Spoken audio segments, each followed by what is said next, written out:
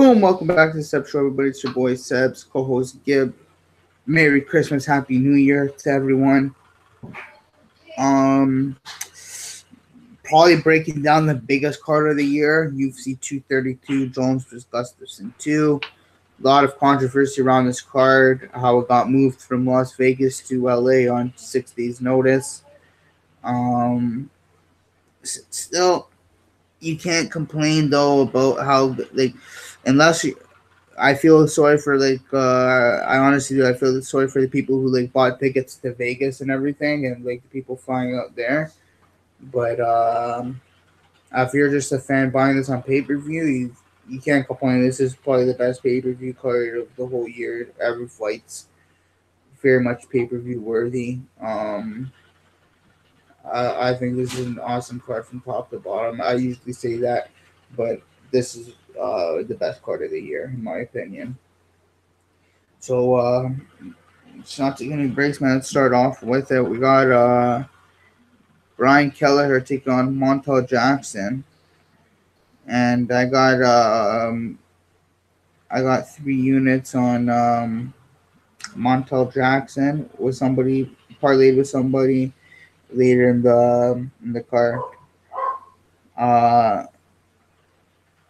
Pretty much Montel keeps it. First of all, he used to. A lot of people are saying that he's not the best wrestler because. Did my mic go out? You're still good. Okay. I keep doing your thing.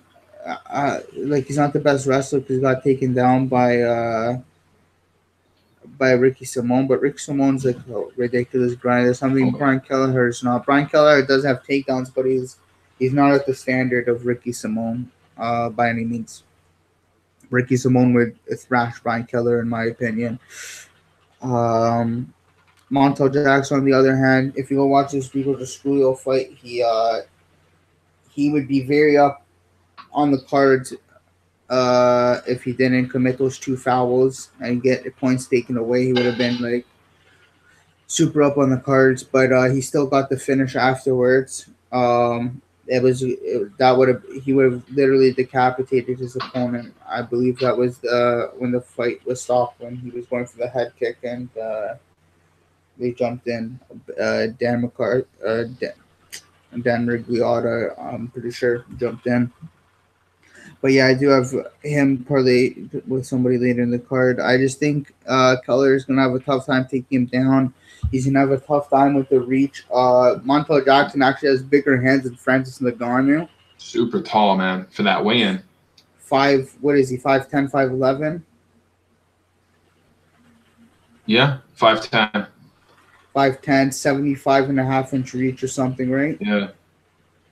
Big reach for bantamweight.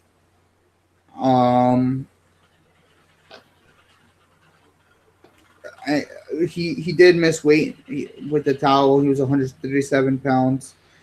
I wouldn't be too concerned. I think he's just a big guy, and he does definitely cut a lot of weight. But the first time this fight was scheduled, he made weight perfectly. Yeah, I wouldn't worry about that at all. But I see him actually, if not finishing, Brian Kelleher definitely putting on the 30-27 performance. I see him doing very well in this matchup. I see him getting takedowns actually, and him just boxing at range and using it, just nasty striking elbows. He's actually compared to John Jones as well. A lot of people compared him to saying he's the bantamweight John Jones. You can see a lot of comparisons with how he uses his knees and his elbows and whatnot, and he's very creative and he's got good wrestling. He used to train at the Olympic Training Center. Yeah, man, I got Montel Jackson here, 3 units. Was parlayed with somebody later in the card. You know what? Looking at Montel Jackson in the early goings, pretty much undefeated. Went in against Ricky Simone, and I think anyone could have gotten that type of result. But on the stand-up, he was doing pretty well, especially with his pressure wrestling that Ricky Simone is known for. I mean, if you watch Ricky Simone's fights, I mean, he picks people up and almost drops them like wrestling moves. And he did go for a lot of those on Montel Jackson. And I think Montel Jackson is used to putting other people on the fence. He had a fight with, I believe, Wanamaker, and that one was just a super grind fest on the fence. Whereas in his fight with Ricky Simon, it was a little bit difficult to even put him on the fence. Before this fight, I mean, he was all knockouts, just super quick. Had a Japanese necktie submission as well. Good accuracy with his knees, and he fought off Ricky Simon a few times with his really good jab and a nice left-hand cross. He's good at pushing fights to the fence when he can, especially with double teeps. And he just needs to really maintain that distance throughout the entire fight, because that's where his bread and butter is. His height is a lot crazier than most people in his division.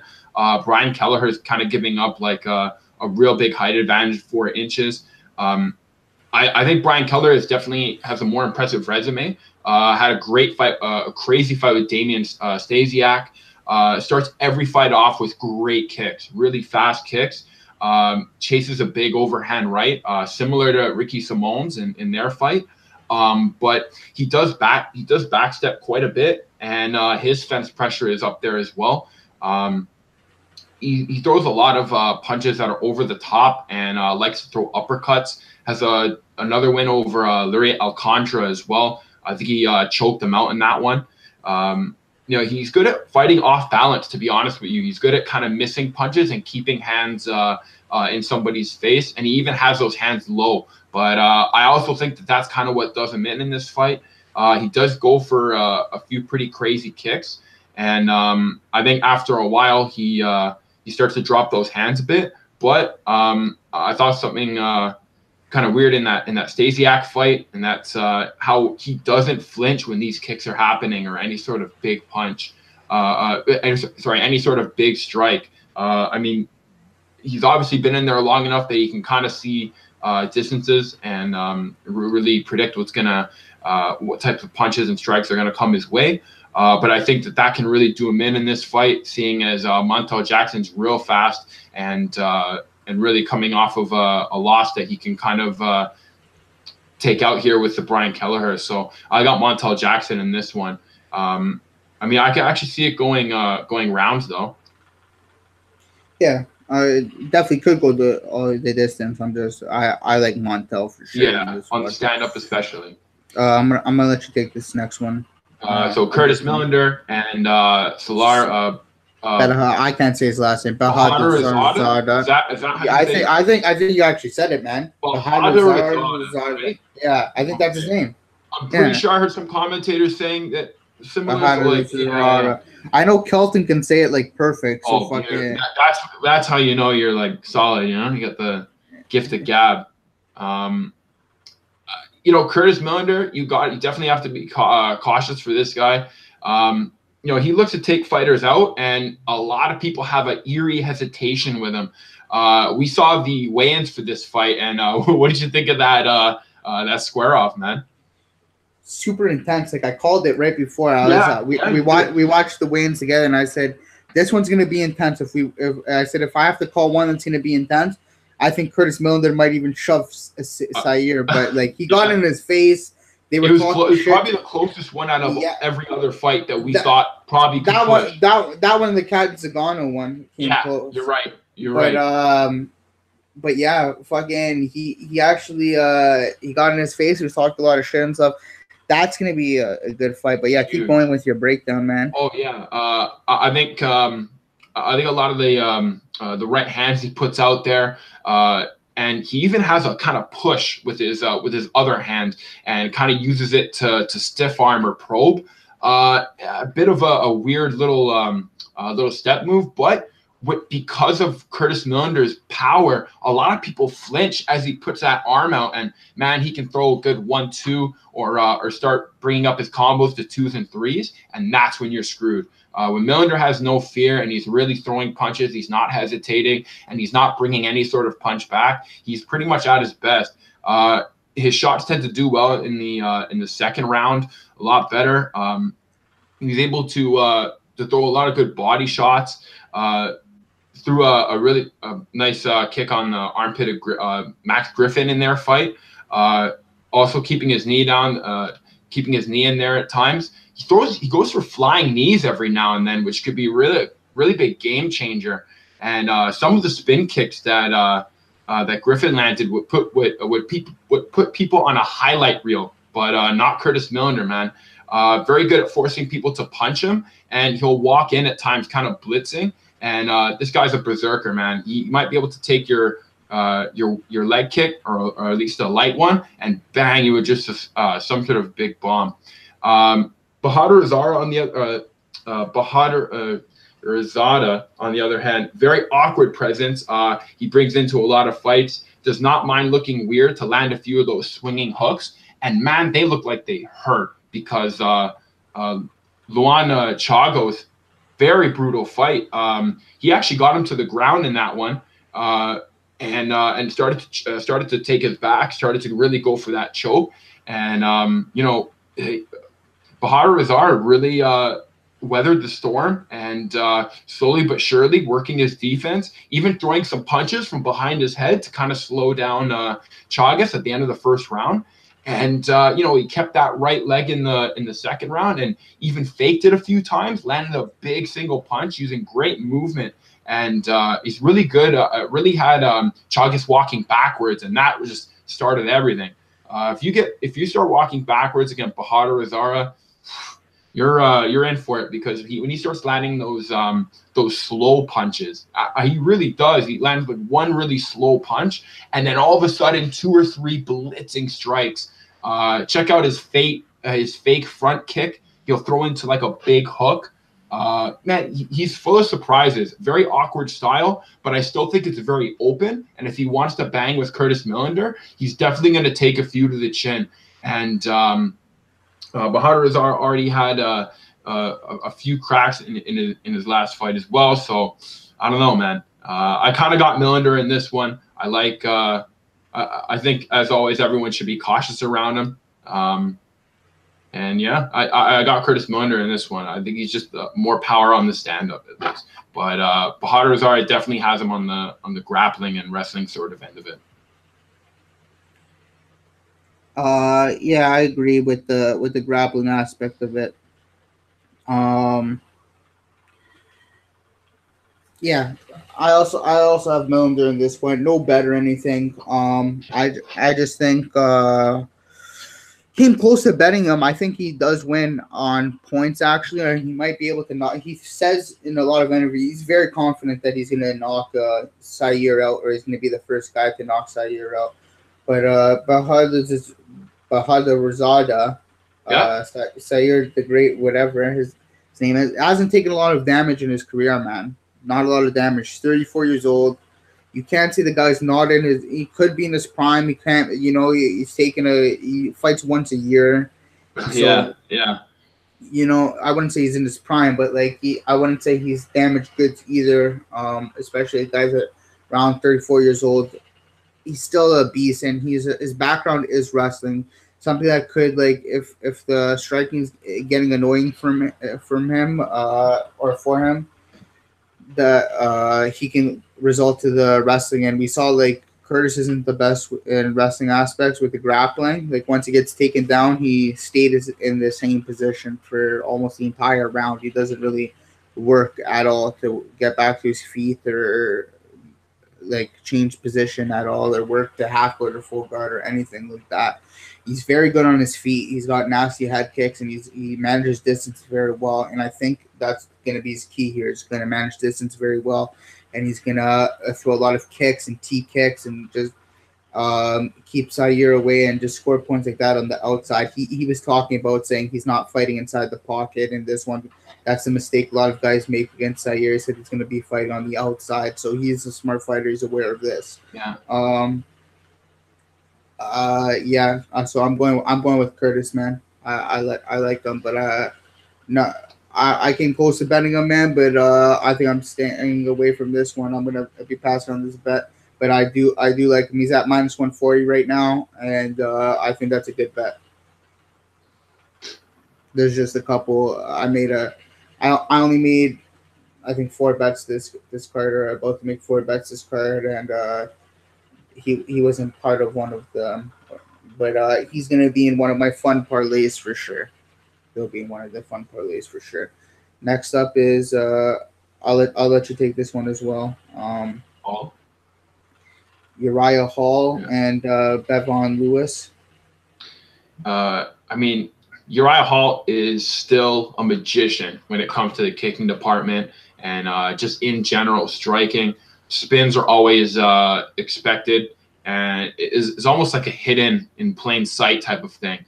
This guy can be like casually walking and just spin kick or something, spinning back fist or crazy sort of hook kick.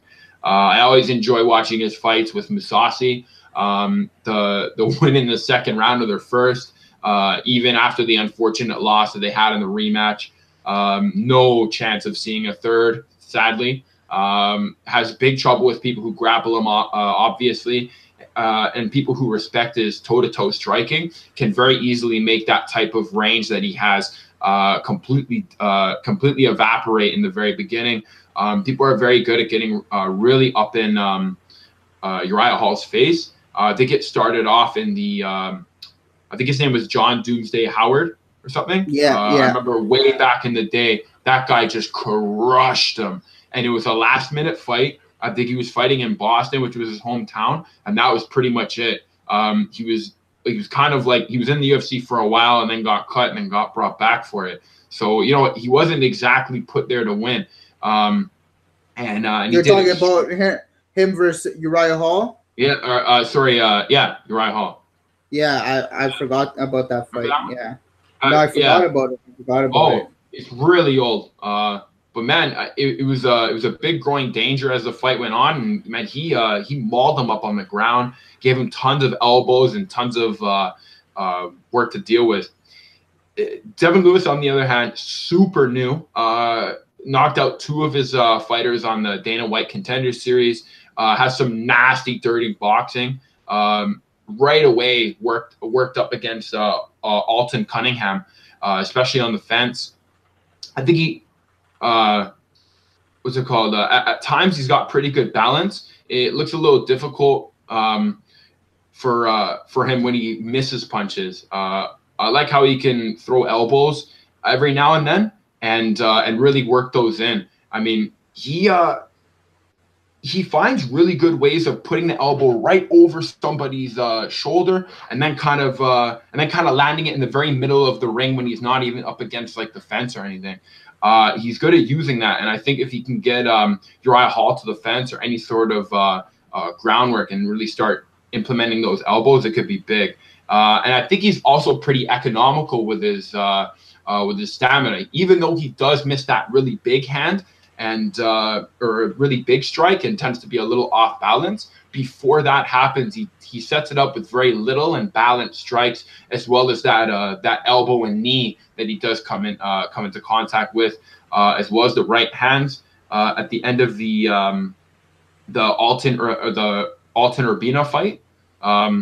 What's it called? Even in that one, he had a bit of a challenge, whereas in the second round, Urbina in that fight actually came out swinging in there, and he actually took some shots. And once on the ground, it kind of followed up, and he got a real brutal finish on him, man. I think he got rocked, but I mean, he really came back in that fight, and when he weathers the storm and put him on the. When he weathered the storm, he floored him with a really clean right hand. But just because he favors that kind of stand-up pressure, I can only really see him giving Uriah Hall trouble on the fence. I think if Uriah Hall can kind of get him back and get to that middle, he can slowly start to set up his crazy kicks. And I don't know, I still think Uriah Hall has that experience in the octagon that Bevon Lewis just doesn't have. It's still a real tough fight for Bevon Lewis off his first being Uriah Hall. So I actually favor Hall in this one. I think he gets I think he gets a surprise win in this one, man. I know he's kind of set up to to take a L here, but Not really, man. He's oh really? fucking I would yeah. think The he is just because this odds are guy's kind of super. slamming right now. Odds are super close. He opened the Really? favorite. Yeah, he opened the Oh, favorite. I would think Bevan would be way over. Yeah. Brings me to my next point. Let me break this down now, okay? Bevan Lewis, I have 5.05 units on him at minus 101. Like Gibbs saying he should be much higher. He should be much higher. Yes. He should be minus 3 fucking hundred. He should be minus Yeah, 300. yeah. Honestly, He's been. I know it hasn't been against like crazy competition. His let me go quick and check his because I know he fought Elias Urbina, and I had I believe 5 units on him in that fight when he first, because when I first saw this guy I only watched one fight of him. yeah. But I knew Elias Urbina and I wanted to fade Urbina, so I had 5 units on him in the Dude, even first. the commentators are bigging up Urbina too, though. And Urbina is a big guy. Yeah. But yeah, that's who fought Alton Cunningham. But okay, so, and I think he got fuck. I have to go check it again. But yeah, that's the first time I saw him was against Urbina, and he just looked fantastic. Very similar to John Jones's style, like super similar style. Looks like John Jones too, kind of, man. And yeah. He does. He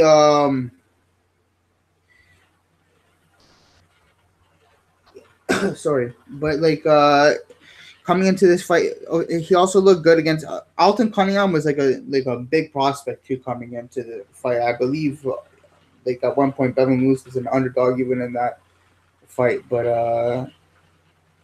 I know Alton Cunningham was a big prospect coming into that fight. Yeah, it's his first loss. Bevan Lewis stopped him in the first round, man. Stopped him in the first round. Nasty knees in the clinch, finished him. And if you go watch that fight against Colin Huckbody, you can see his wrestling, his striking, everything is really put on display there, and he does a fantastic job in that fight as well. I think he's physically more imposing than Uriah Hall. Bevan Lewis is very confident in this fight. He knows this is a big fight for him, and that he's facing a guy in the top 15 or ranked opponent. But he even says Uriah Hall, man, is not the same Uriah Hall that he used to be. He looks like he's doesn't want it anymore. And Bevan Lewis is gonna show him that. Bevan Lewis is the new breed coming in. He's gonna be quicker. He knows he has to watch out for those spinning attacks. He's gonna watch out for those spinning attacks. He's probably gonna use his wrestling, and his wrestling is really good because he knows Uriah Hall isn't the greatest grappler. So I'm very confident in him using his wrestling. And if not, if he wants to use his striking, man, I think he's a better striker than Uriah Hall overall. Maybe not with the spinning shit and the flashiness. No, but with basic stuff, yeah. But Uriah Hall is kind of like, I wouldn't say he's losing a step because he did look good against Paulo Costa with that jab. He did look good, but Paulo Costa ended up, with his aggressiveness, ended up finishing him with nasty hooks to the body and to the head and whatnot. I see Bevan Lewis finishing him the same way, but he's got more tools than Paulo Costa. He's got knees. He's like a John Jones, man. You guys are gonna see this guy is the real fucking deal, man. So I got 5.05 units on him at minus 101, and I'm very confident in that play. Next up, I'll let you take this one as well, Gib. Nathaniel Wood versus Andre Ewell. Again, we were talking about this before during the weigh-ins. This is a weird one. I think it's real close. I think they're both around similar disciplines, both pretty good on the ground. I would actually give it to a little bit more to Nathaniel Woods, especially after that Johnny Eduardo fight in the first round, taking a barrage of punches on the fence and then pressuring from that point on. Nathaniel Woods is super tough. I mean, this kid just constantly comes forward and just really changes in that second round and can get inside and outside clean, get what he wants and get out, especially if you've scared him with something.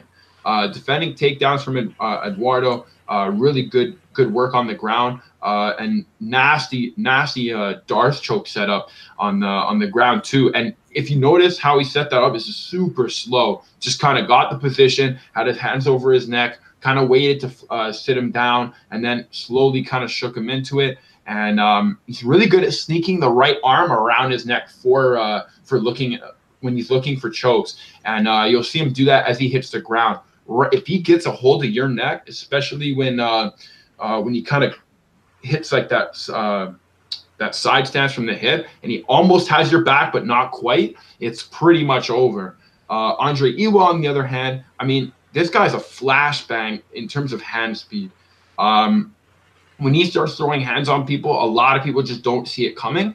And Andre Ewell, while throwing punches, can angle off and then hit you with a single from like the other side, like your blind side. Lots of fence pressure as well. Went into that brow fight real well. Pretty good for his first time out, have to admit. One kick and 2 punches, hands down, stance switching all over the place in that against Barao. Something that he normally does to other people. Likes to take the middle of the ring and really sit there, dance around a bit, and kind of be light on his toes. He doesn't mind holding that spot for a while, and keeps a lot of weight on that front leg. I think Barao could have tagged him a lot more with a leg kick, but he just didn't really abuse that as much, and there were obviously other problems that he had to address first. Ewell had a tough time on the ground in that fight, and I still think he had really good combos, especially fitting in the left counter. Really good with that left counter, especially as those hands are down. And his reaction time is very good. Very sharp eyes, and he's a pretty smart fighter.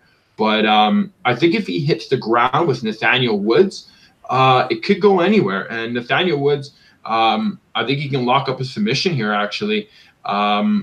But I do think it's going to take a lot of toughness, and the same toughness on his part from the Johnny Eduardo fight, in order to put him in that submission capabilities for this fight. So I got Nathaniel Wood. I kind of think he's going to end up by submission in this one. Yeah. I also got Nathaniel Wood. I'm not sure about the submission. I think he's gonna end it on the feet, man. Okay. Nathaniel Wood? Yeah, I think this is gonna be I think this is gonna be a fucking barn burner. I definitely deserving of the Fight Pass prelims main event here. Oh yeah. This is gonna be a barn burner. Nathaniel Wood comes to fucking bang. He loves to fight. And go watch his fights in Cage Warriors, man. This kid loves to fight. He just gets in these crazy fucking scraps, man. What was that? Do you remember that fight he had it in Cage Warriors? His last fight. What before UFC? Josh Reed or something? Josh Reed, and then Luca Lovine was the other two. But he ended up both of them in one round. Yeah, Josh Reed. I'm pretty sure that's the fight. Yeah. The craziest round I've seen in almost ever, man. Like I'm gonna watch it now, actually. Such an insane round. Nathaniel Wood, the fucking bombs he throws in that fight is ridiculous. He gets cracked a couple times. He's throwing bombs. Just an amazing fucking fight, and it lasts only a round. That was definitely one of the round of the years, and I think it won round of the year that year in 2017. Oh my, yeah. And oh shit. They came to bang. It's a barn burner. They're just they're pretty much waiting for one person to end and then throwing punches. Nathaniel Wood's dropping everywhere. But still throwing knees, my God. But Ewell did look pretty good against Henan Barao. I had Ewell there. He used his wrestling when he needed to, but he used his striking mainly. I just think Nathaniel Wood's more of a problem, is going to be more active on the feet. The only thing he has to worry about is him sticking that chin out or getting knocked out. But I think this is going to be a great fight, and I got Nathaniel Wood here.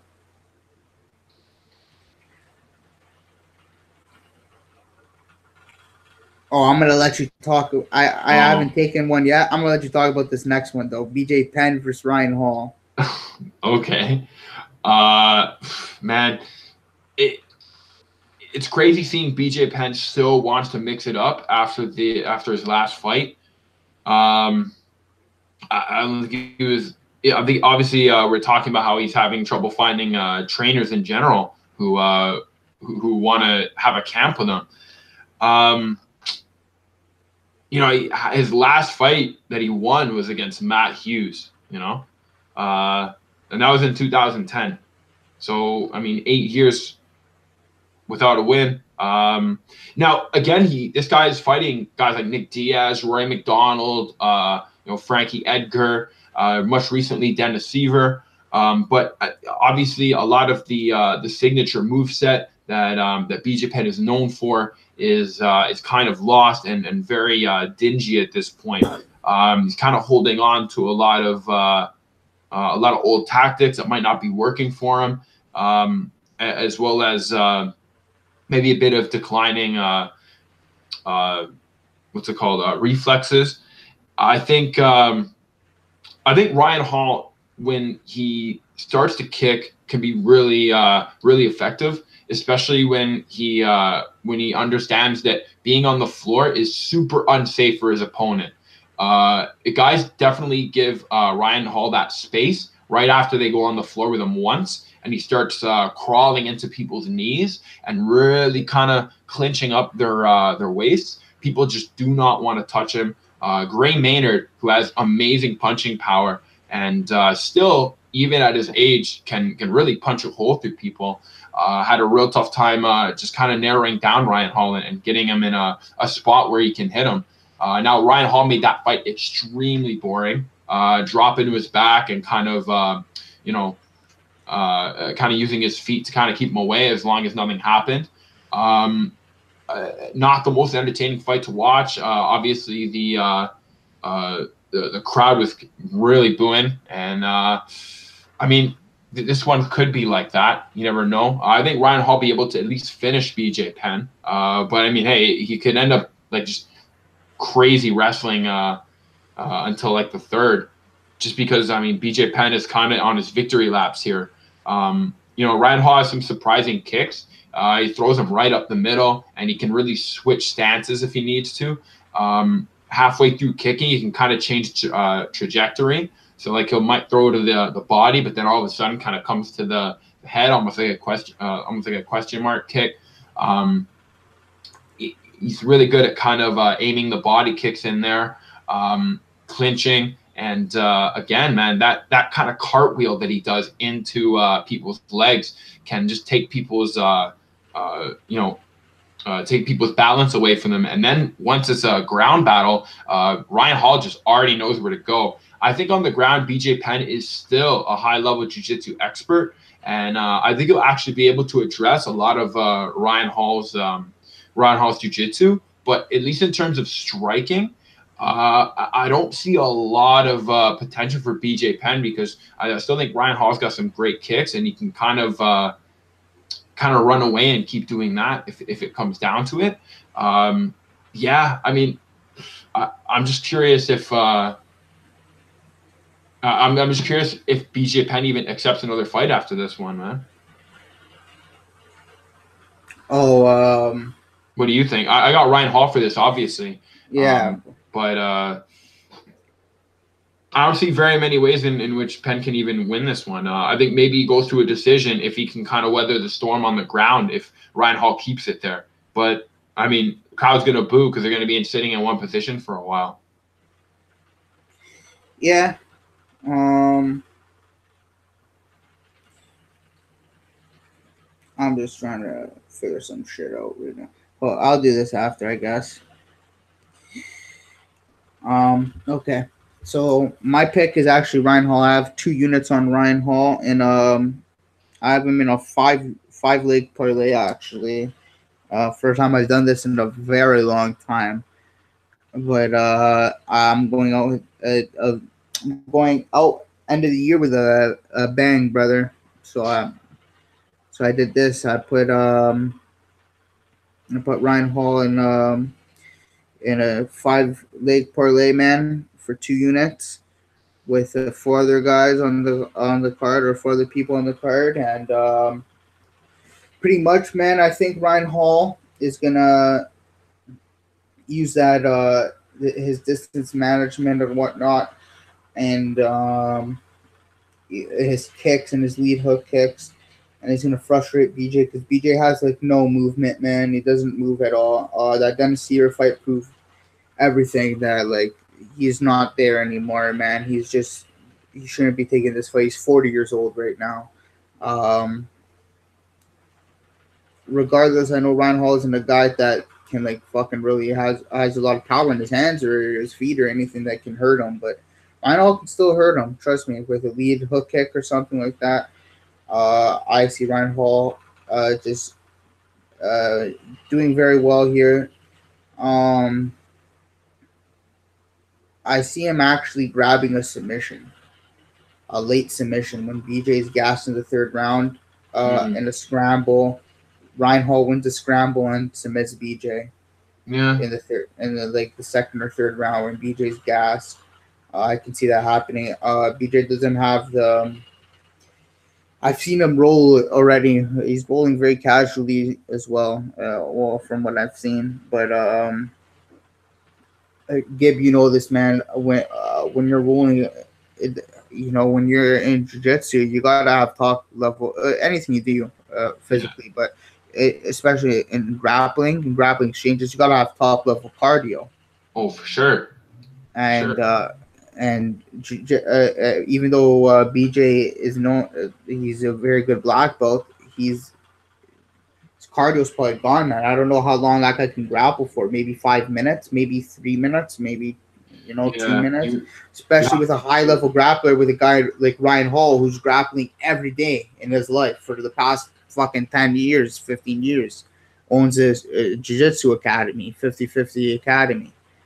Very nasty, that 50-50 guard. He can, when he grabs your heel and he goes for a leg lock, his heel hooks are very fucking dangerous. Look out for that. I got Ryan Hall all day. I got him in that 2-unit, a 5-leg parlay, and I'm very confident in him and that parlay. Okay. Gib? Oh yeah, you took your pick. Douglas to. So our next fight is Douglas Silva the Andrade versus Peter Yan. I'll take this one. Right. I got Peter Yan in that also in that 5-leg parlay for 2 units at plus 437, I believe. Let me just double check that. Yeah, plus 437. Yan simply, his pressure is too much. He strings combinations together very seamlessly. He's a very good striker. Go watch his fight against Matos. Ray Rob fucking. Font? No, not Rob Font. He never fought Rob Font. You're thinking of Douglas the Andrade. Oh. I'm talking about Peter Yan, bro. Oh, sorry. Yeah. Peter, his fight against Matos, his fight against Ishihara, his fight against Jinsu San, who a lot of people are saying he's a punching bag. That guy is a fucking animal, bro. He's an animal, that guy. Punching bag. He's the new Korean zombie, that guy. Oh, if you're taking shots like that, yeah. He is the new Korean zombie, bro. That guy, he comes from the Korean zombie camp and everything. He's the new Korean zombie, that guy. I can't wait to watch that guy fight again. I can't wait to watch him fight again. I'm probably gonna have a bet on that guy next time. Watch. But I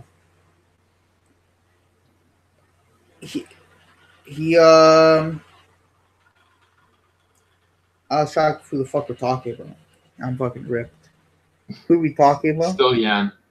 Oh yeah, Peter Yan. No, my bad. I kind of moved it around there. Yeah. No, it's all good. It's all good.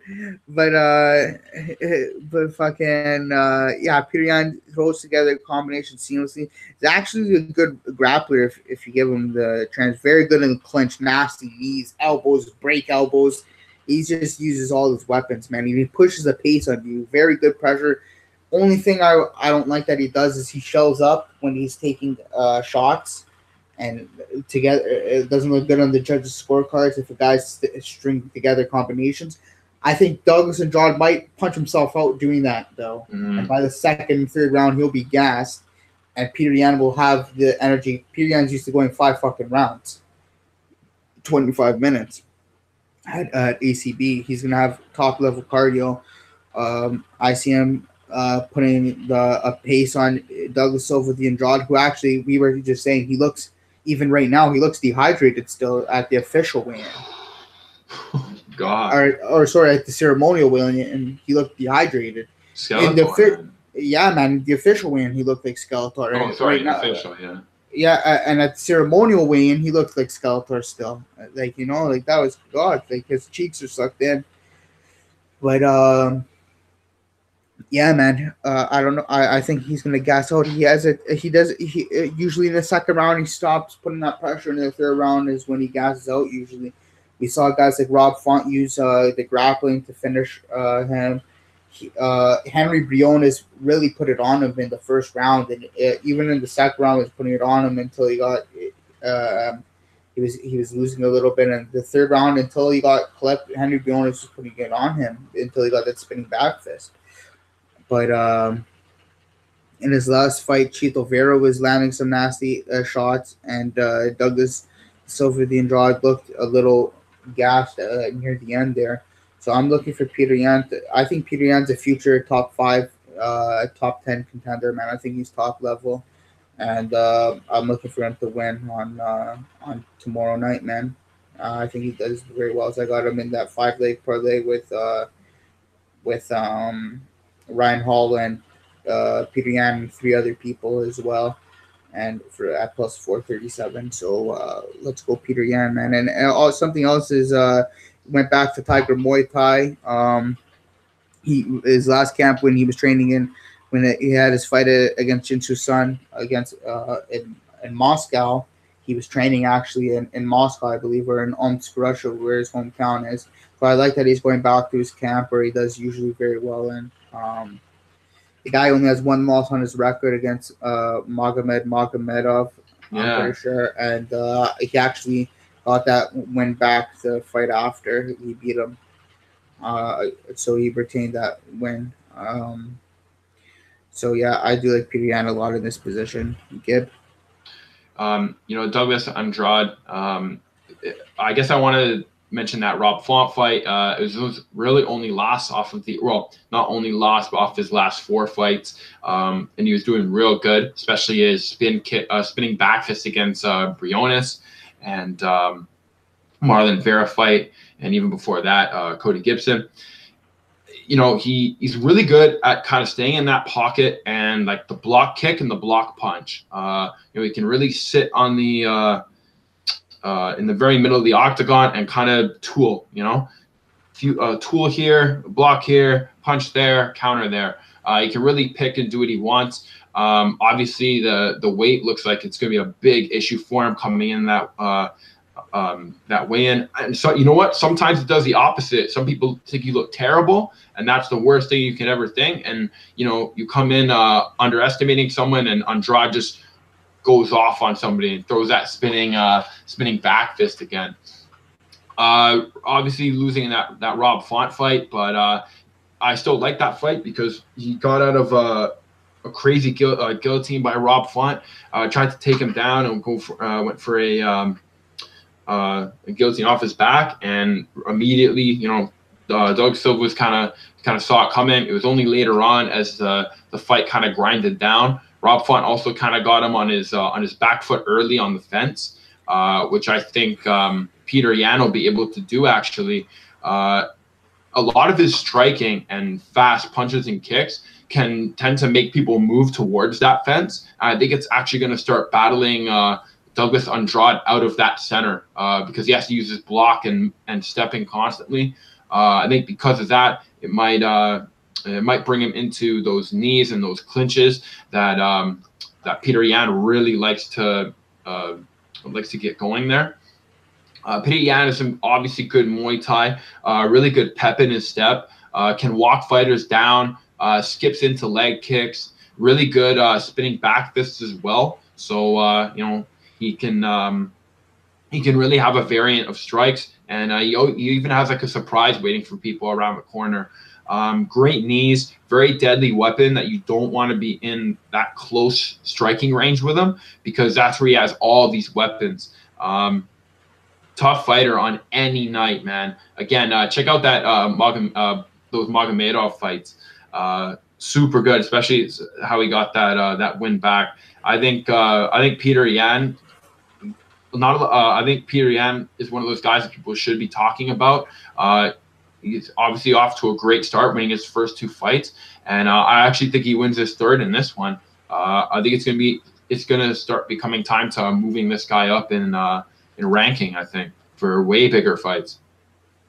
Yeah, I agree, man. At least if this one, goes well for him. So see what happens.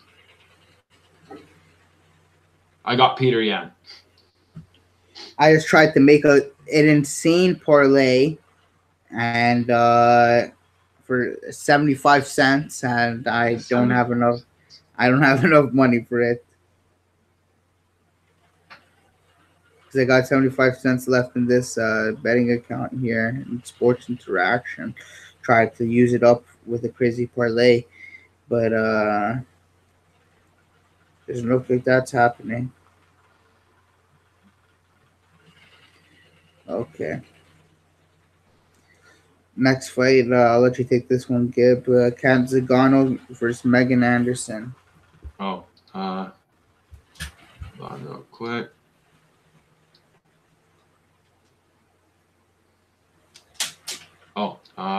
So Kat Zingano, in that Juliana Pena fight, kind of gotten beaten up by a lot of little punches, and didn't really go well for her. But what Kat does have is a lot of top grind and a lot of good effectiveness in the early stages of the fight. A lot of durability. Doesn't mind getting hit and going into those crazy takedowns. She's one of those wrestlers with the kicks. She can throw those body kicks all night. Landed a crazy one on Juliana Pena, even considering the loss.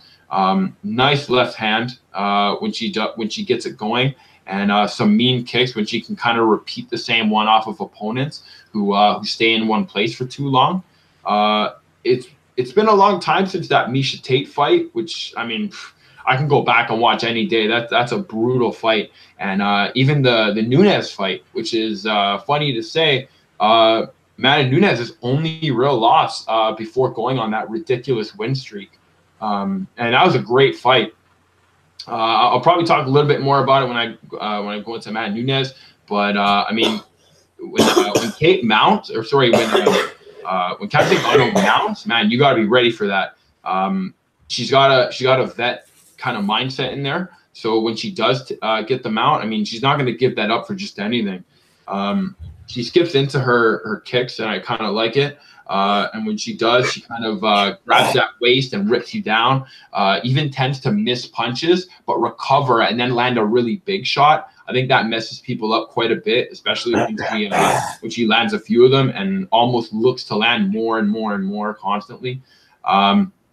Knees and pressure on the fence is big for her, and she can be really dangerous if they add up. I don't care how old you are. If you know how to throw a good mean knee, especially against someone early on, it's just going to become a factor. It's going to become a factor late in the fight. And that's where we all need those championship rounds in the second, third, when maybe you're not sure you won the first round. Megan Anderson, very reliable right hand and knees as well. Likes to put people on the fence and start to strip them their legs for that takedown. Will keep the 1-2 in your face all night until she eventually lands a body shot. She's always looking for ways to take the back while going from head to body. And if you throw any sort of heavy lumber at Anderson, she can really hit you back after she gets hit with it.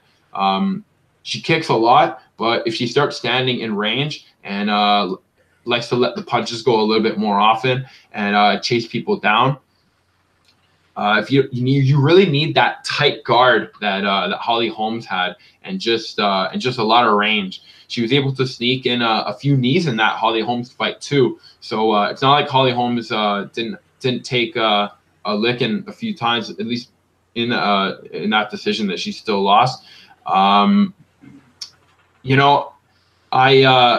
going into the Toronto card, I actually for once didn't pick my favorite fighter, and that that ended up kind of biting me.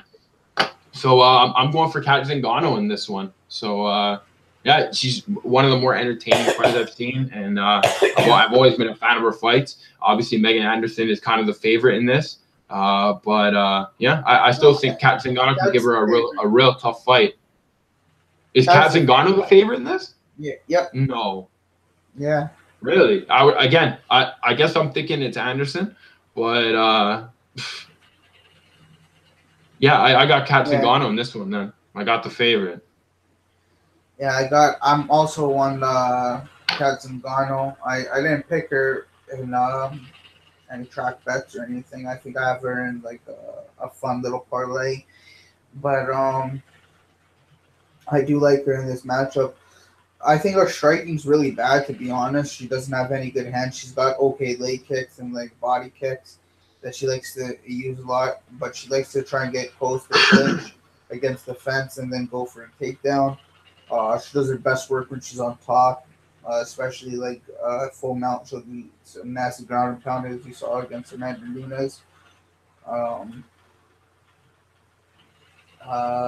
Did she have full mount or was it back mount? I don't even remember how she finished her. You remember? Was it back mount? I don't remember. I just mounted her normally, right? Just regular? Now I'm going to have to go watch that.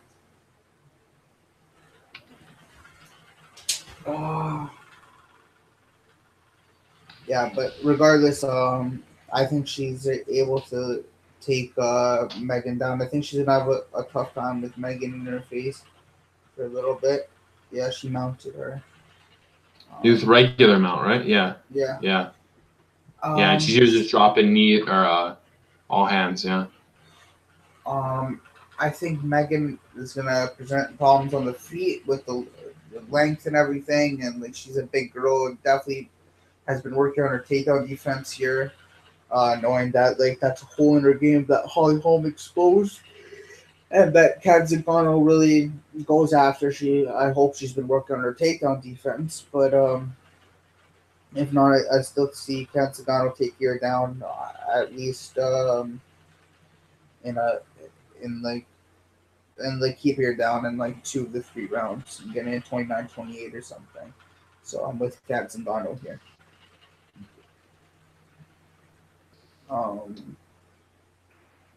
Next fight is I closed my app, so I don't know. I think it's Andre, isn't it? Andre Arlovsky. Is it? Number 8. Yep, it's Andre. Yeah, because it's the main event for the prelims. Okay, so Andre Arlovsky versus Walt Harris.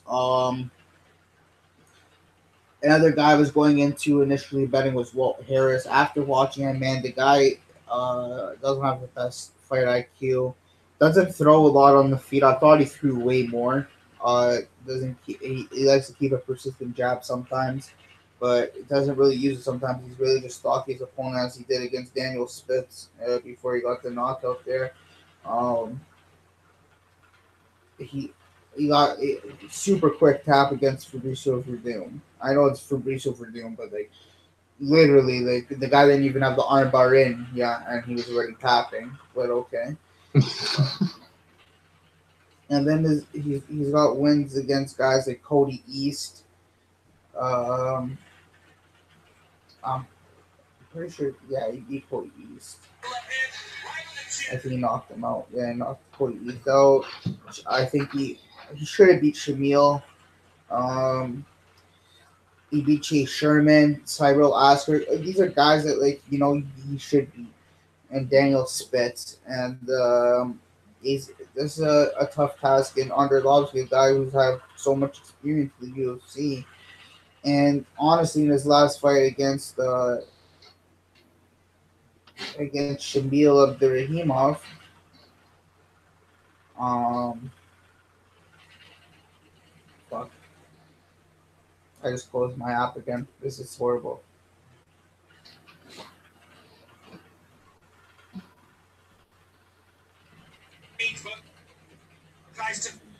Is that when he was going for takedowns and shit the whole fight?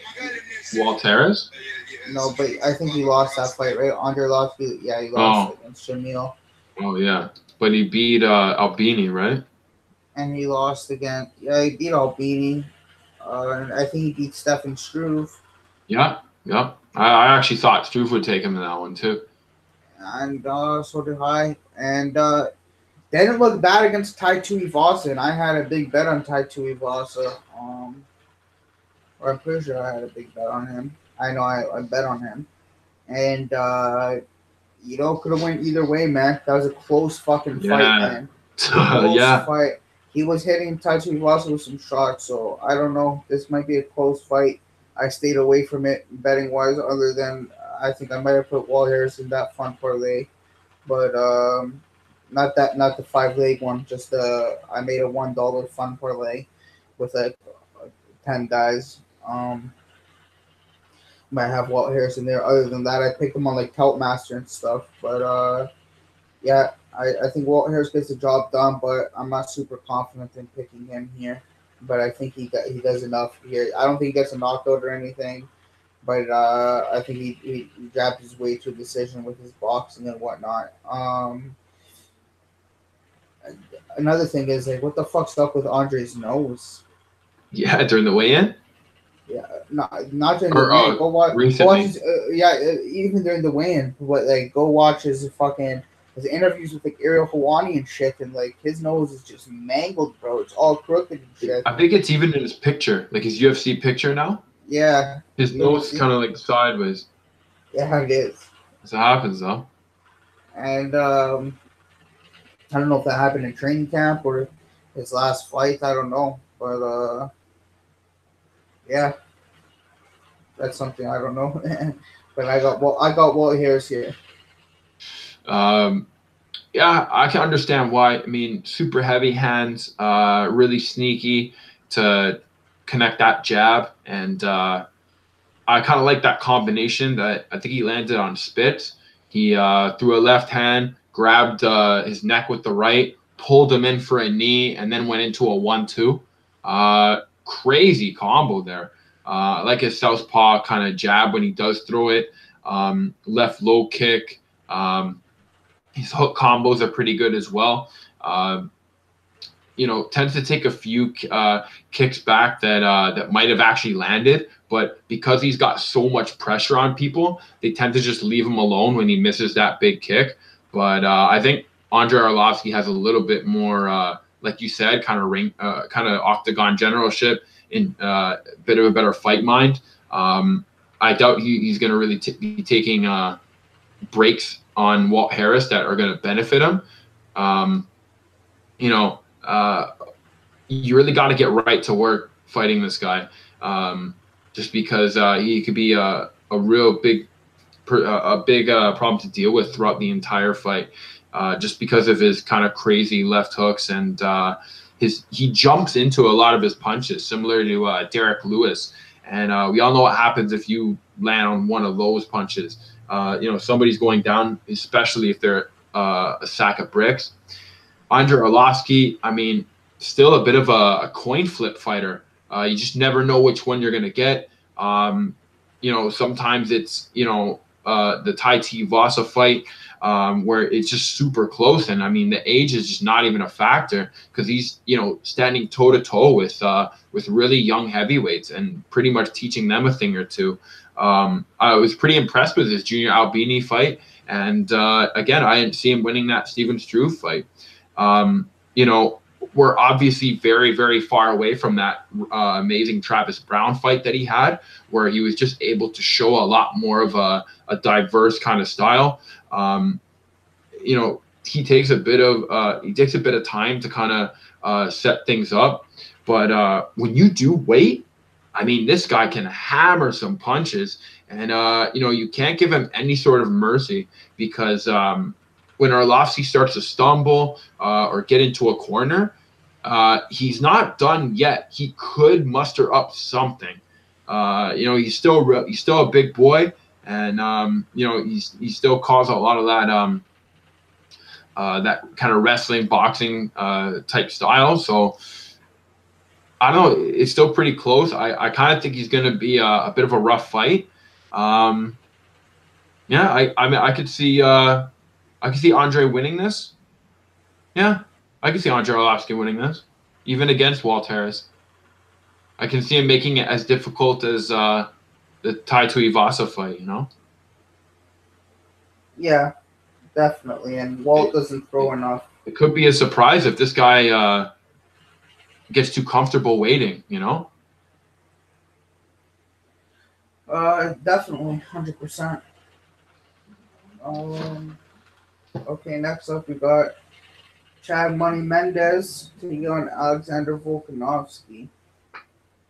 And I got Money Mendez here. I don't have him. I think I have him in that $1 parlay, but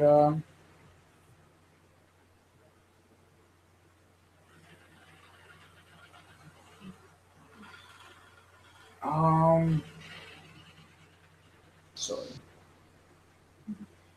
Yeah, I think Mendes is like an evolved version, kind of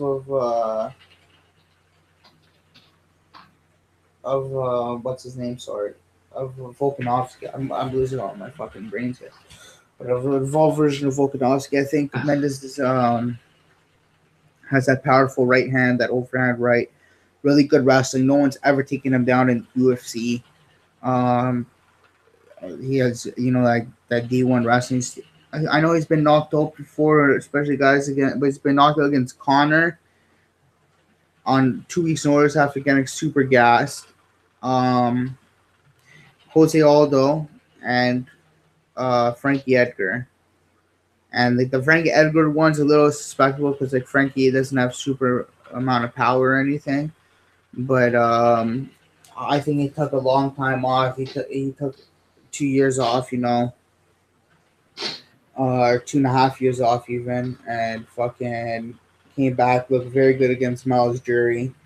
And I think this is a good matchup for him, man. I think he looks really good against Volkanovski. Initially, I was going to play Volkanovski, but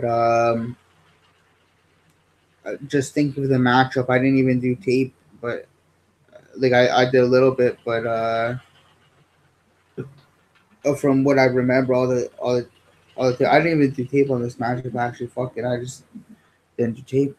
But from what I remember, is it wasn't even worth doing tape on this matchup. It was just like these guys are so similar, but I think Chad Mendes is just an evolved version of Volkanovski. This is a pass in my opinion, but I would play Chad Mendes. I have him in a $1 parlay, a fun parlay, but yeah,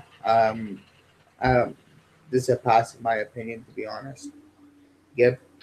I can see why. Volkanovski is a big upset fighter.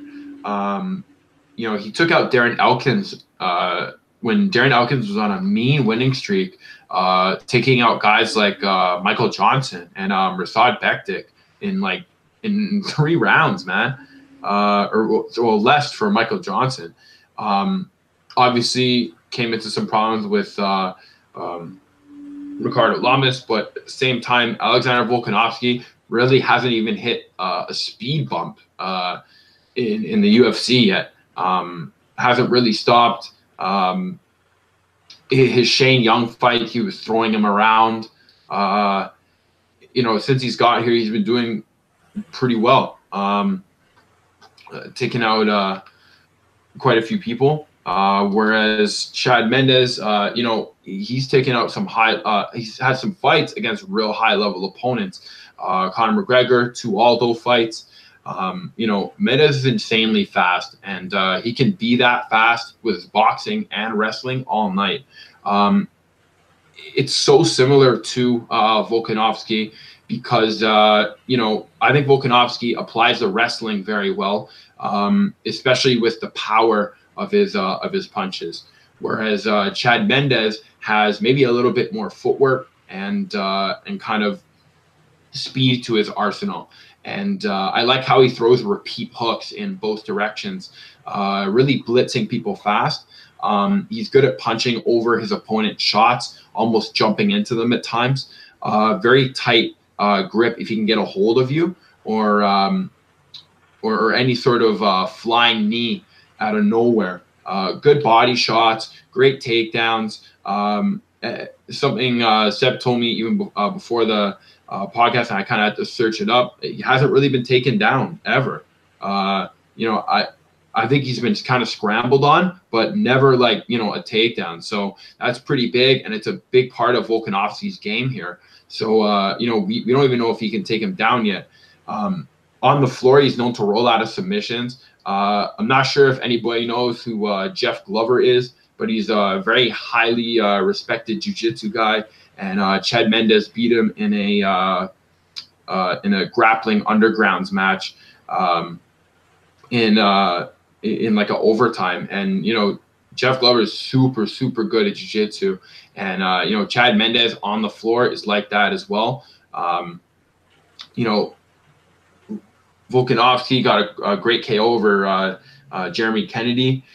Shows that if fighters are stuck with him on the inside, they're going to have a really big problem if they don't land a big enough shot that keeps him a step or two away, because he just will not have enough time to breathe. Again, very rough clincher as well, and he could be very difficult when he gets people up against the fence. And is a former rugby player, so his tackles are almost, sorry, his takedowns are almost tackle like, and can really deal with a lot of roughness or takedown defense. So I think Volkanovski is a pretty good counter for Chad Mendes, but I think Chad Mendes has the experience against some high level opponents, and I think could be able to handle himself in this one. And if he does, Chad Mendes should really get a shot or something, or some sort of sit down at the table at this point, because coming back off of his break, he's been doing awesome. So I got Chad Mendes in this one, actually. Yeah. I forgot to mention Frankie Edgar in that one as well. One of his losses in fights. So.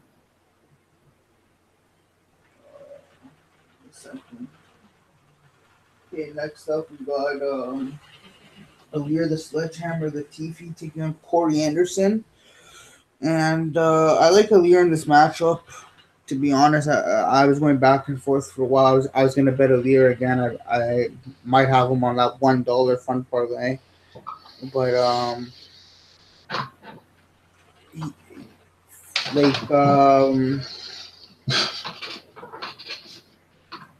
okay, he doesn't throw like a lot of volume on the feet. Corey Anderson throws way more volume on the feet. Oh, yeah. Is a little bit more crisp on the feet, I would say. But Latifi has a whole lot of power, and Latifi's never been taken down in the UFC either. I think Corey Anderson is actually going to be the first guy to take him down. That's what was giving me pause on this fight. I think Corey Anderson works for the takedown tirelessly. He's got very good cardio, and I think he's going to be able to put Alir on the ground. And if he does, he might be able to keep him there, and Alir might gas. But I do like Alir in this matchup. I think he's going to find the way to knock out Corey Anderson. Corey Anderson's chin's very respectable, doesn't have the greatest chin. He's been knocked out by like Jimmy Manua, Ovent, a few times before that as well, or once before that as well. And I think once before that as well, right? Yeah, I'm pretty sure. But Shogun fight wasn't very good. Yeah, exactly. He got knocked out by John Vellante, I'm pretty sure. Yep. Yeah. With a long time, Yeah. And so this guy has some chin issues, obviously, and Alir hits really hard. I see Alir landing a bomb on him at some point, maybe stopping a couple takedowns and just landing a bomb and knocking out Corey Anderson here. What you give?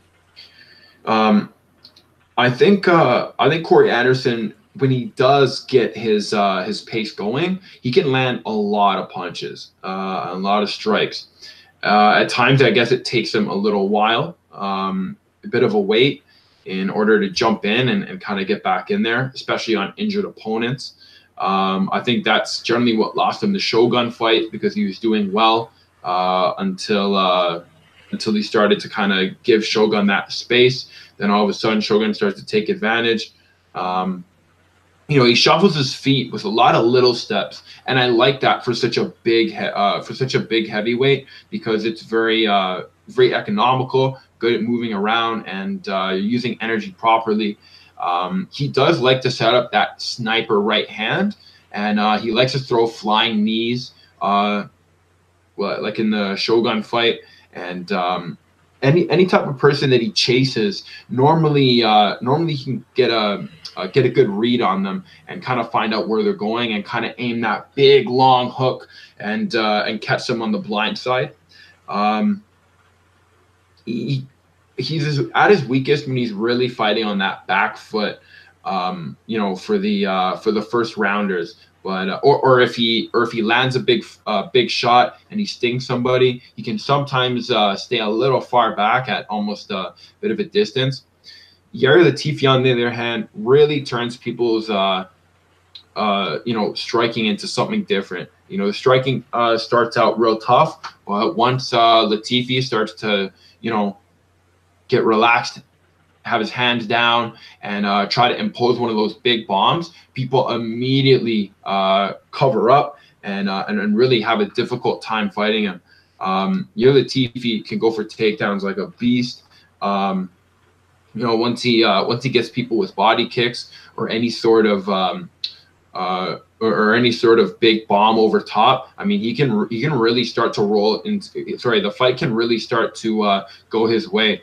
Check out when he grabs Tyson Pedro's leg after he went for kicks too many times in the first round, and took it to the ground and started dominating from side control. His hands are very educated, even though he looks to kind of land those looping hands. He's when he gets a hold of you, especially from the back, he's been known to do some like German suplexes. I guess going into Latifi's fights, I found the Ryan Bader fight where he lost due to like a knee. I mean, that shows how good Ryan Bader is, man. Ryan Bader is good, yeah, exactly. Yeah. But Ryan Bader can even take him down. Ryan Bader is a really good wrestler, man.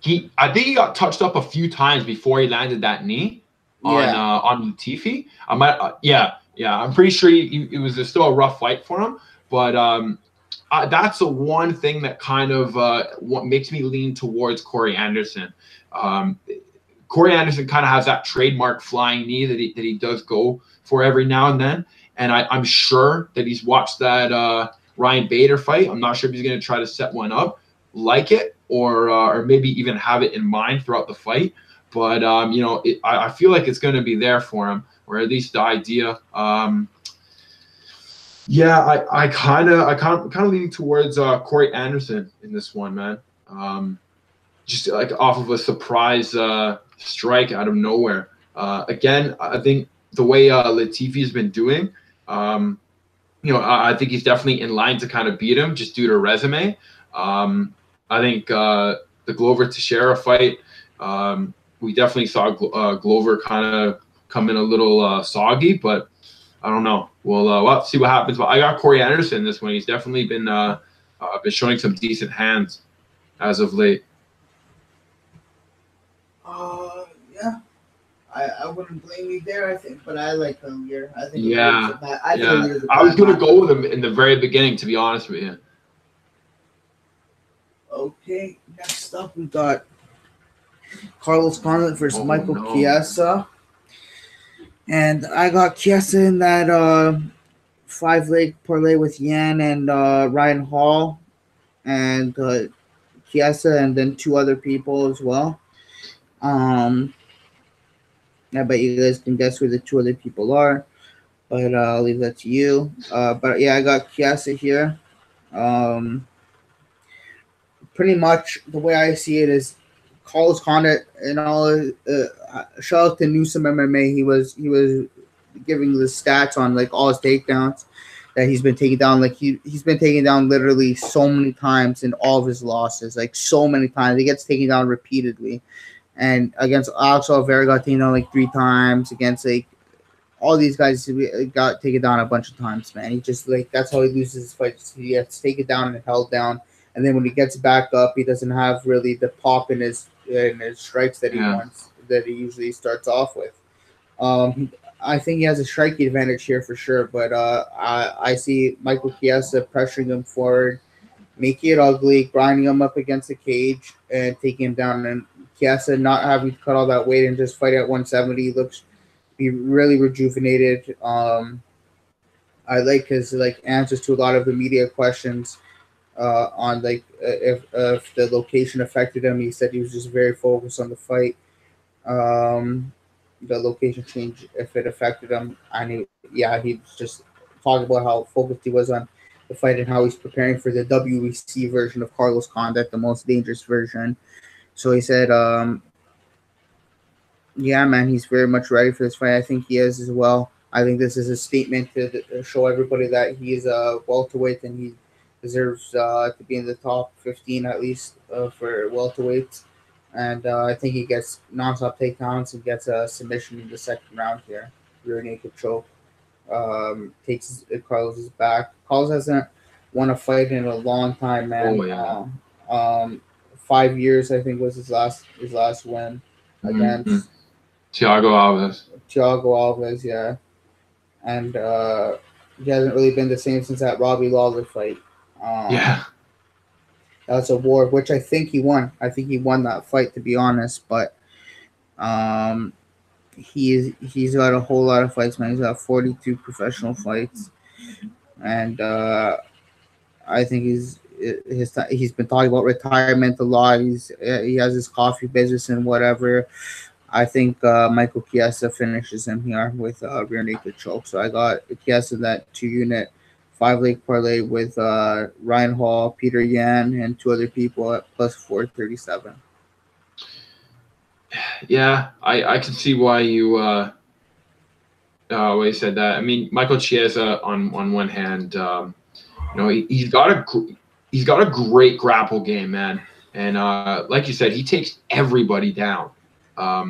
If you're fighting against him, chances are you have to weather the storm in that position in order to even be any sort of in any sort of conversation in the second to third round of Michael Chiesa fight.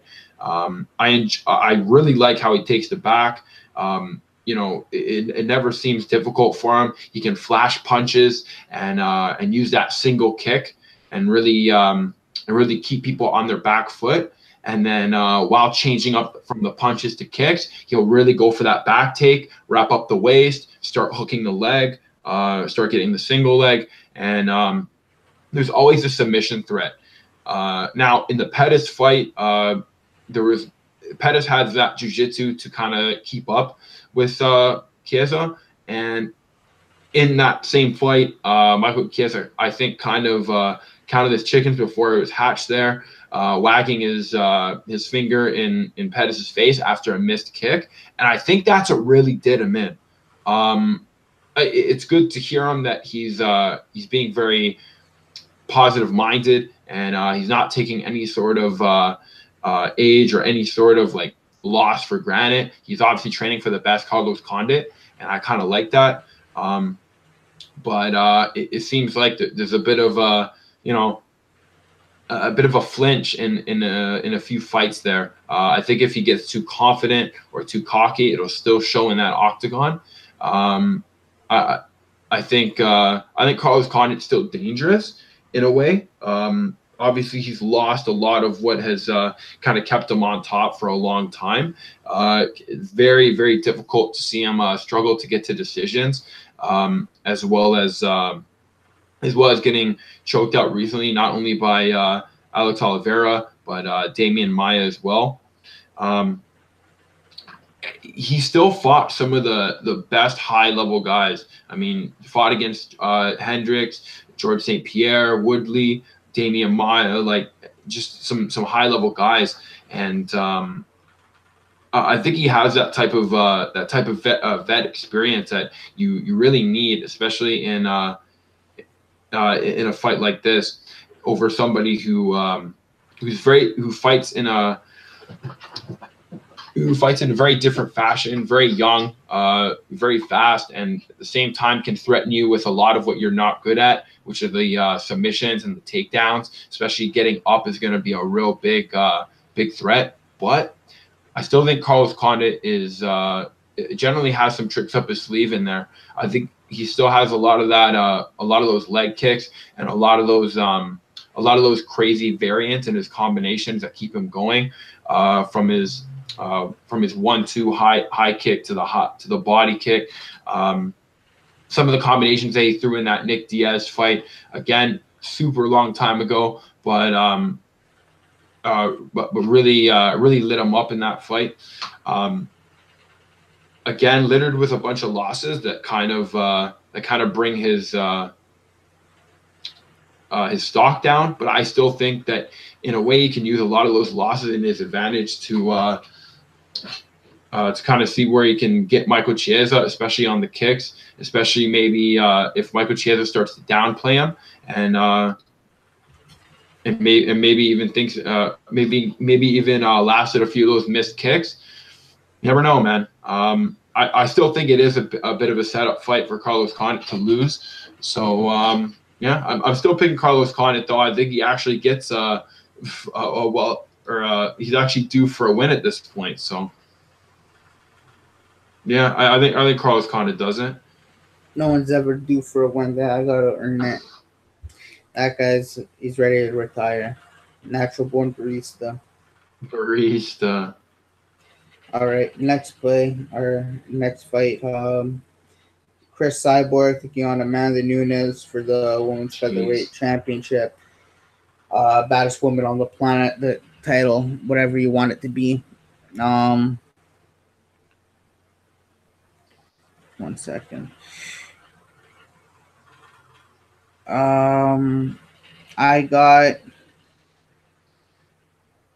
Cyborg, and I got 10 units on Cyborg, and I have her in that 2-unit 5-leg parlay with Michael Chiesa, Peter Yan, Ryan Hall, her Cyborg, and one more person. And then I got her in a 5-unit parlay with somebody else, and I got her in a 3-unit parlay with Montel Jackson at plus 129. So I'm very high on Chris Cyborg. I think she just brings the pace, the power from the get-go. She's a better striker. To me, in my opinion, she's a better grappler. She's a stronger grappler. She's bigger. She's stronger. She's faster. She's a great athlete. She has a good gas tank. Whereas Amanda Nunes is known to fade late in fights. Valentina Shevchenko was saying that the main thing between them that she can see in their fighting style, because Valentina trained with Rose? Valentina trained with Cyborg. Okay. And she was saying the main thing is the cardio of Cyborg is just like she puts this pace on you, and like Amanda Nunes won't be able to handle it, especially by the 3rd, 4th, and 5th round. She'll break Amanda Nunes, and I think she'll eventually knock Amanda Nunes out.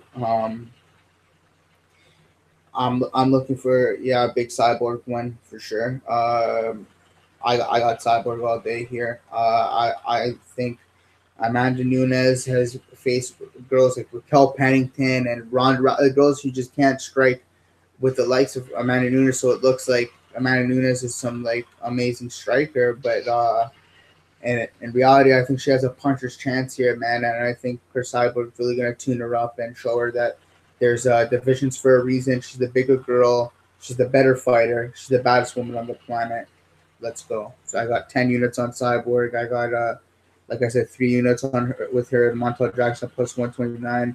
Her and somebody else at minus 106, 5 units. And then her, Kiesa, Yan, and Ryan Hall, and somebody else, 2 units at plus 437. Let's go. Yeah, man, I agree. Amanda Nunes has that first round presence for sure. And she definitely imposed it on every fight that she's been in. Even against Valentina Shevchenko, who did a really good job of actually bringing Amanda Nunes the first round pressure. But even in those fights, Amanda Nunes did pretty well, as well as that one loss to Kat Zingano, right? And she's come a long way since then. Her hand speed's pretty good. I mean, when she really hits you and starts popping that jab constantly, she'll start firing on all cylinders way faster. Like when she starts connecting, she'll really start to up the tempo, but to it'll go from 1 to 60. She's got a pretty good takedown game if she's really tough about it and just keeps scrambling to get another takedown when people go for any sort of defense or counters on the grappling. And even when Kat Zingano had her on the floor, she was smiling about it most of the time. She does not mind being in those those furnace positions, those really, really kind of hot decision making plays. And man, she swings with bombs when she wants to. She likes to really pepper it. Obviously, the loss of energy throughout the fight will be apparent, especially in that second and third round. But Amanda Nunes kind of keeps some dangerous punches in her back pocket, and she'll kind of come out with them every now and then and reveal them out when she needs them. And even when she is pushed, it's almost like she has just enough energy to defend, and then right when that's over, she'll still start to kind of truck punches forward, and she's supposed to be tired. So Amanda Nunes definitely fights off a lot of the stamina issues and just keeps going. Whereas Chris Cyborg, like you said, can have that pressure and that stamina the entire fight.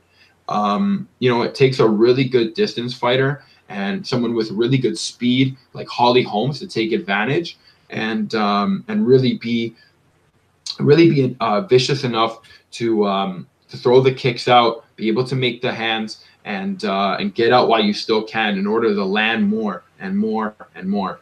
But Chris Cyborg is really good at staying in the pocket. She's really good at putting people up against the fence and making them kind of shy away from her early on, which just goes into her strategy.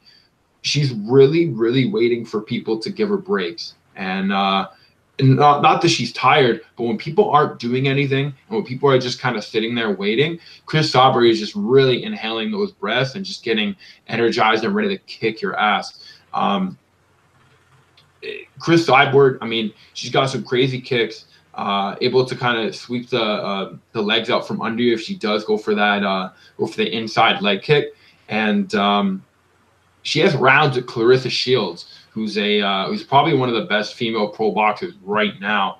I think she won like 2 gold medals in the Olympics, and she's even saying that like Chris Cyborg could probably fight pro in boxing and do extremely well. She's got a good chin on her. I think at sometimes even looking better than Amanda Nunes, even considering that Nunes is undefeated in her run and has taken some pretty big shots. But considerably, Amanda Nunes has that very first round. And you have to understand that even Nunes in this fight, especially up against Chris Cyborg, is going to be a little gun shy in the very beginning. And I think she'll have to watch her P's and Q's. And in doing that, I think she'll give Chris Cyborg the kind of pace that she wants. I think Amanda Nunes is probably one of the best shots that anyone in the division has of even beating her or doing well against Chris Cyborg. So I mean, I definitely agree with that, but I still think Chris Cyborg has this fight. She's got her on a lot of she's got her on a lot of stats here, pretty beat, and she's a full size or two bigger than her. So unless Amanda Nunes lands that big magic punch or really gets that first round and really beats Chris Cyborg up enough to change her strategy and gets her scared, maybe we might see a fight of the century here. But I still think Chris Cyborg it won't really have any problems with her. So yeah, I got Chris Cyborg in this one. You got good old Chris Cyborg, eh? Oh yeah. Yeah. Cool. So do I. Okay. So last but not least, we got our main event: the return of John Bones Jones, Theon Alexander, the Molly Gustafsson. I got 7 units on John Jones. I have him in that 2-unit 5-leg parlay with John Jones, Cyborg, Michael Chiesa, Peter Yan, and Ryan Hall at plus 437. I also have him in that 5-unit parlay with Cyborg at minus 106. And yeah, that's it for him. But very confident in John Jones, his return. I think he's mentally where he should be. He's not really taking this steroids accusations with he knows that it wasn't in the system being adjusted. I believe what Nowitzki saying that it wasn't being adjusted. You guys can say whatever you want about him doping again. I really don't give a fuck. This guy can be on steroids or whatever, but how he performed inside the octagon is not steroids. That guy is completely talented. His jab, his knees, his talent, his fight IQ is just like, that's not steroids. Sorry, bro. Yeah, have a good one with that. He knows the fight game. The way he studies every opponent is just unreal, and he's truly the greatest of all time, in my opinion. Never lost in the octagon. His only loss is to Matt Hamill, but disqualification by illegal elbows, which we all know is fucking bullshit. Shouldn't even bring that up as a loss. He's undefeated, in my opinion. I think it's a pretty well-known and fact, in his opinion, he's undefeated as well. So that's what I care about.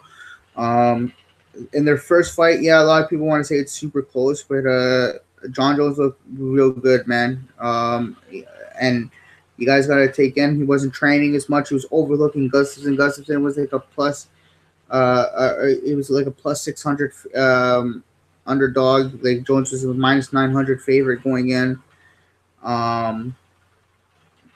Right in the middle of him doing cocaine and all that shit. Like, right now he has his act together, I'm pretty sure, man. From what I've seen, especially against in that DC fight, we saw an animal, and I think we see some of the best John Jones we've ever seen. I think he stops Alexander Gustafsson with a submission or something. But I think this is going to be the best John Jones we've ever seen. And yeah, I got 7 units on him, like I said, and yeah, let's go. Man, I love their first fight. Nothing beats that. I'm pretty sure. I'm pretty sure that was one of my favorite John Jones fights ever. Even considering his last Cormier fight, and he's taken on a lot of tough opponents. Took on Glover Teixeira. Took on what's his name? Alexander's obviously Chael Sonnen, Rashad Evans, Oven St. Preux, and especially off of that long layoff period. I think Gustafsson is really, really going to have to hope that break did him some good, because his last few fights have been super rough, especially with Daniel Cormier. The Daniel Cormier fight was big. that's actually one of my favorite Gustafsson fights, just because the uppercuts for him were landing, the kicks for him were landing. Daniel Cormier's punches and wrestling was doing well for him, and it really was a split decision. Like, to be honest, it was a real close call there. And at the end of that bell, I didn't exactly know who won either. I mean, I kind of thought Daniel Cormier won, but even then, like, I could still see them giving that one to Gustafsson. Obviously, Anthony Johnson was a real big problem for him, but since then has done amazingly well against Jan Blachowicz, who has been a sleeper as of lately, who's been finishing all of his opponents. And he didn't look that good in that fight, in my opinion.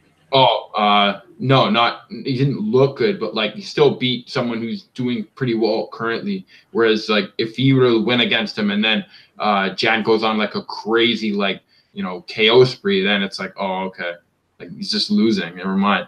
But Glover Teixeira, the uppercuts in that fight were crazy. He really put to work what helped him out in the Daniel Cormier fight, and I think we're going to see a lot of those in the Jones fight.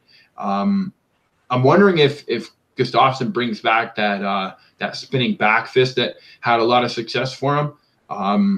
There were a lot of crazy kicks in that fight, where John Jones was throwing spinning back kicks, and it was a very good spectacle, man. John Jones started off his career getting submission. So again, I don't think you're in a bad spot for calling out the submission win, man. You got some pretty big submissions, especially over Jackson and Lyoto.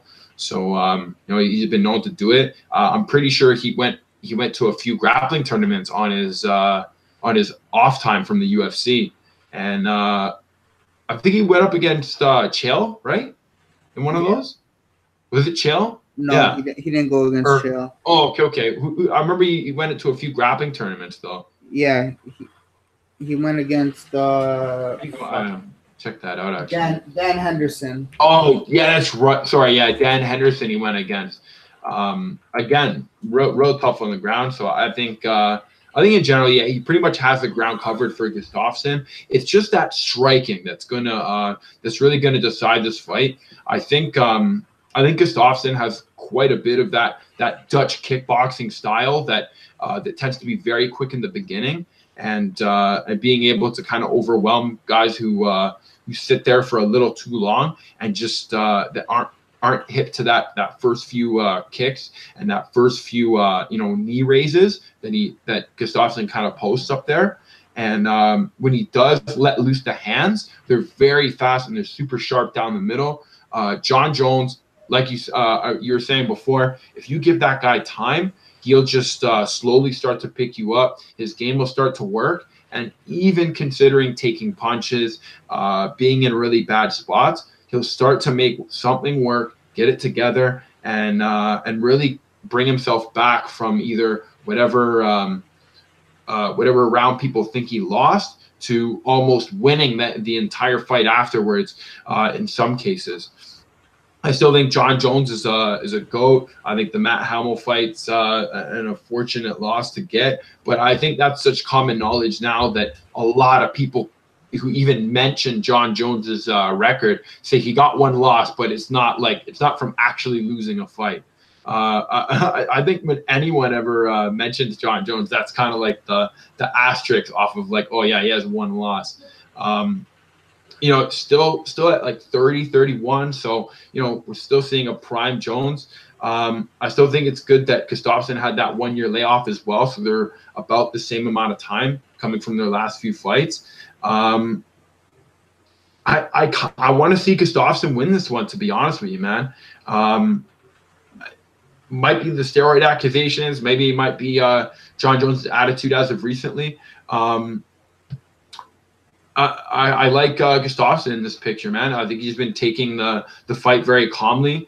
I like his composure. He was looking at John Jones. John Jones didn't want to look at him, but he does that a lot. So, that could all be part of the plan.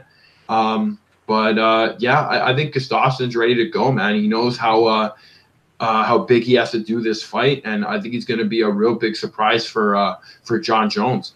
I got Gustafsson in this one. Fuck you. Yeah. All right, there you have it, folks. And that's why I can't really review my bets, but you guys know what I bet everything. Did I say?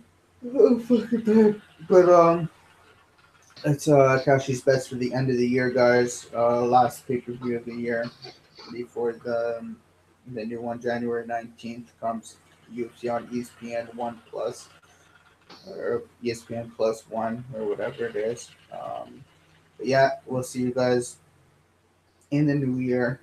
Take care, everybody. Have a happy new year and hope you had a great Christmas. Catch the bets, everyone. Happy New Year, everybody.